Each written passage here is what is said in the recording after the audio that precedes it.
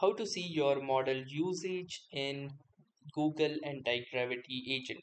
So hey guys, welcome to this tutorial. In this tutorial, I'll show you how you can find out the model usage of your agent in Google Anti-Gravity. So if you wish to know the current model's usage, all you will need to do is simply follow these simple steps. First, click onto the settings gear icon just beside your profile picture, and then from here, click onto the Open Anti-Gravity Usage Settings or press the Control and Comma keys. Now, once you are in this particular window, simply click on to this models option right here over the left hand side. And from here under the model quota, you can see all of the usage for all of the models available like the Gemini 3.1 Pro and the Gemini 3 Flash along with the Claude Sonnet and the Opus model.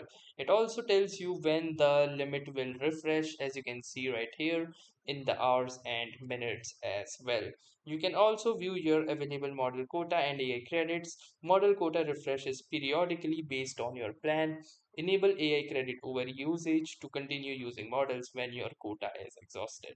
So that was all for this tutorial. Thanks for watching and have a nice day.